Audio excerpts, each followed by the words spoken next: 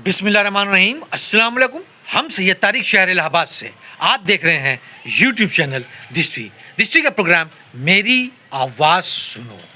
दुनिया भर की इकॉनमी डिक्लाइन पे है और डिक्लाइन की वजह यह है कि इसको प्लान किया गया है और इस डिक्लाइन को प्लान करने वाले लोग हैं कैपिटलिस्ट और बैंकर्स और हथियार के प्रोडक्शन करने वाले, हथियारों को सप्लाई करने वाले, हथियारों की बिक्री करने वाले मुल्क। जितना डिस्ट्रक्शन बढ़ेगा दुनिया भर में, उतना मुल्कों को कर्जा लेना पड़ेगा। जितना मुल्कों को कर्जा लेना पड़ेगा उतना बर्डन उनके ऊपर बढ़ेगा।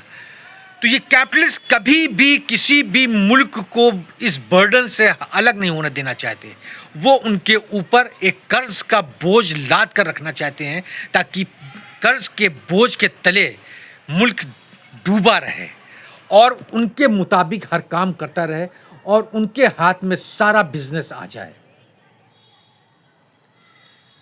कर्जा बढ़ेगा तो उसकी सिक्योरिटी भी चाहिए। उसकी सिक्योरिटी के लिए मुल्कों के जितने भी नेचुरल रिसोर्सेज हैं वो उनके हाथ में आ जाएंगे कि कभी अगर कोई मुल्क डिफ़ॉल्टर हुआ तो उसके नेचुरल रिसोर्सेज को वो अपने अंडर में ले करके उसको बेच करके और उससे अपना पैसा रिकवर करा लें। ये उनकी प्लानिंग होती है और ये लॉन्ग टर्म प्लानिंग थी और ज़माने से चल रही है और चलती रहेगी। ये वार मैन्युफैक्चर करते हैं, वार को प्लान करते हैं, वार को इम्प्लीमेंट करते हैं और हथियारों को बेचते हैं, डिस्ट्रक्शन फैलाते हैं, फिर उसके बाद अपना बिजनेस बढ़ाते हैं, चाहे वो प्रोडक्ट सप्लाई का हो चाहे वो बैंकिंग का हो।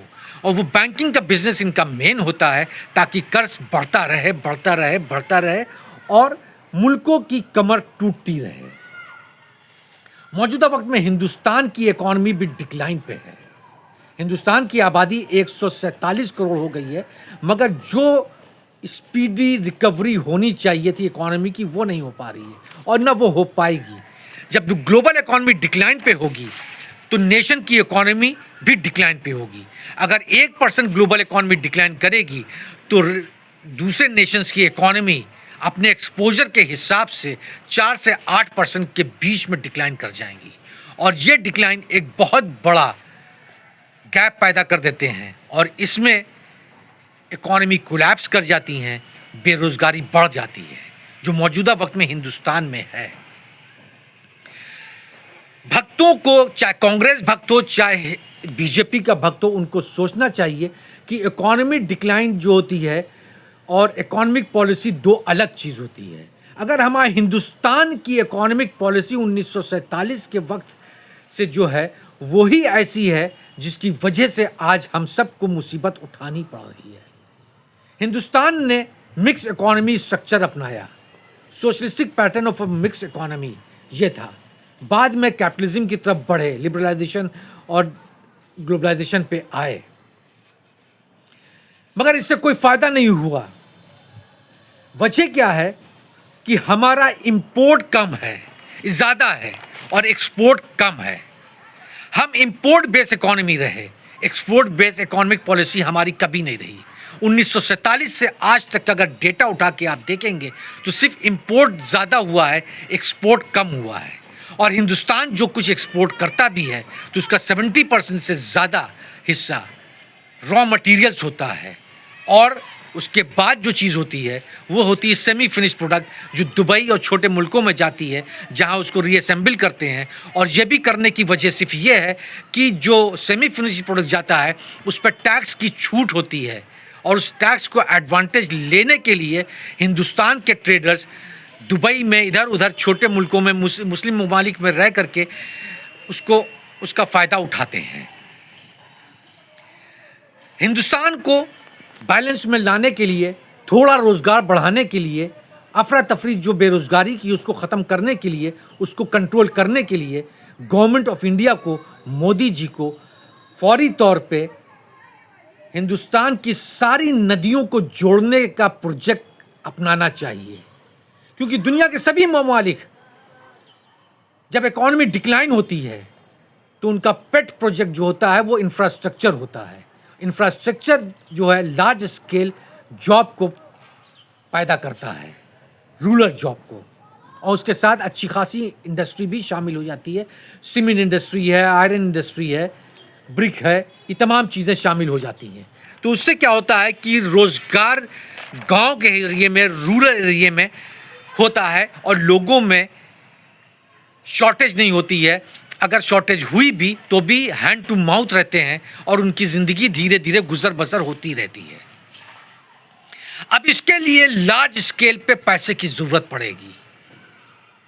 इसको पूरी तरीके से प्लान करना पड़ेगा। ये शॉर्ट टर्म बेनिफिट देगा, लॉन्ग टर्म भी बेनिफिट दे सकता है, मिड टर्म भी बेनिफिट दे सकता है। अगर इसकी प्लानिंग अच्छी हुई, फाइनेंशियल प्लानिंग अच्छी हुई तो अगर गवर्नमेंट ऑफ इंडिया इसको सपोर्ट करती है एक्स्ट्रा करेंसी को प्रिंट करके, तब गवर्नमेंट ऑफ इंडिया के ऊपर बर्डन बढ़ जाएगा, डेब्ट का बर्डन बढ़ जाएगा, फिजिकल डिफिसिट बढ़ जाएगी, इम्बैलेंस हो जाएगा, इन्फ्लेशन बढ़ जाएगा, करेंसी मार्केट में ज़्यादा आ जाएगी, जिसकी वजह से करेंसी की, रुपए की डिवैल्यूएशन शुरू हो जाएगी।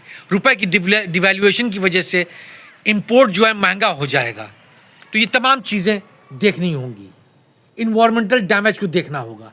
इससे इन्वायरमेंटल डैमेज तो कम होगा, बल्कि इन्वायरमेंटल बेनिफिट ज़्यादा होगा। नदियों में जहाँ पे पानी वेस्ट होता है बाढ़ के ज़माने में, वो पानी उस तरफ डाइवर्ट कर दिया जाएगा जिधर पानी बारिश कम होती है, और वहाँ पे पानी पहुँच जाएगा। और जब वो ज़मीन से गुज़रता रहेगा तो ज़मीन में जज़्ब भी होता रहेगा, उससे हरियाली भी पैदा होगी, उससे क्या कहते हैं वेजिटेशन भी पैदा होगा, एग्रीकल्चर भी बूस्ट होगी, और तमाम चीज़ें इससे एडवांटेज में आएंगी। वाटर रिजर्व्स डेवलप होगा, वाटर रिसोर्सेज मैनेज होगा, ये तमाम चीज़ें एडवांटेज में होंगी।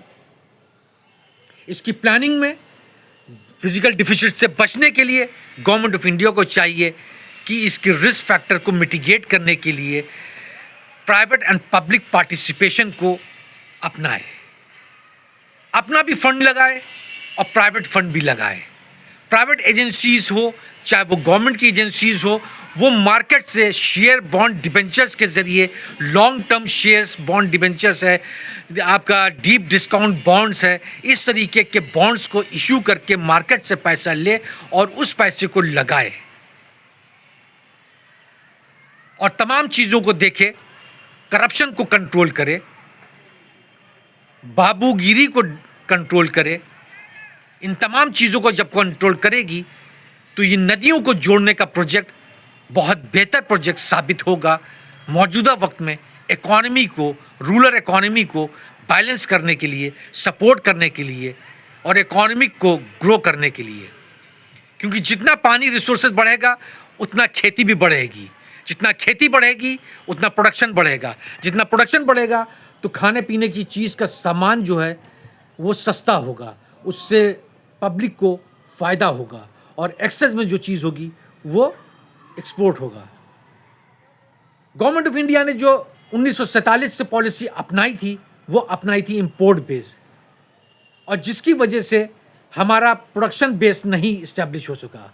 जब हमारे पास प्रोडक्शन बेस नहीं है तो हमारे पास इकोनॉमिक रिसोर्स नहीं होगा।